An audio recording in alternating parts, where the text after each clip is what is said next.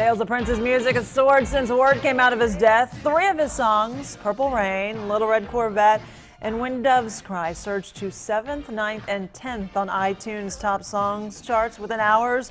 4 of his albums jumped to 1st, 2nd, 3rd, and 8th on iTunes top albums chart. The superstar was found dead at his Minneapolis home early Thursday, so early yesterday.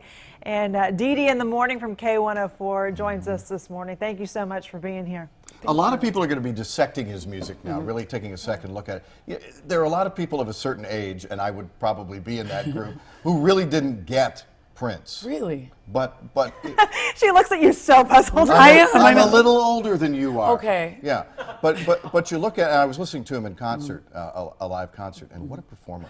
That's what I was going to say. You know, even if you couldn't relate or he wasn't your favorite, if you saw him in concert, he would become your favorite. Yeah. Right. He would have been your favorite. He was probably one of the best musicians that I had ever seen live. I remember one time my girlfriend and I went to one of his concerts, and luckily somebody gave us tickets for the 10th row. Oh. For some reason, you felt his spirit, you felt his talent. I remember her leaving crying because he was playing the piano and his guitar, he was dancing, he was singing. I mean, it was like this, when they say musical genius, that is almost an understatement. Yeah, now you had a chance to actually sit down and interview him on radio, so Yes. let's take a listen to a clip from that interview. And you don't do a lot of costume changes, no? Not too many, no.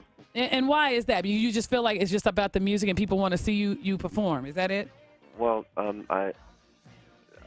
much ado has been made on my outfits and my hair and all that kind of stuff, and I just want the music to be the special effect. Yeah, it makes sense. You know, it seemed yesterday after news of his death came out, almost every single musician posted something on social media. That's where everyone turned to. And you mentioned not just a singer, not just a performer, but a great guitarist. Yes. And wowed so many. I think my favorite post I saw yesterday was something about Eric Clapton, and Eric Clapton was asked how he felt being the world's best guitarist, and he said, well, I don't know, you need to ask Prince. Yeah, yeah, and I think like that was how people felt. Yeah, I don't think people realize how great he was with that guitar. And I've told people that you're probably going to see a lot of Prince albums come out because there are vaults. Reportedly, he has vaults and vaults of music that he never released. And there was a lot of stuff that he released because he wanted to do it. He took control of his music, and he said, you know what?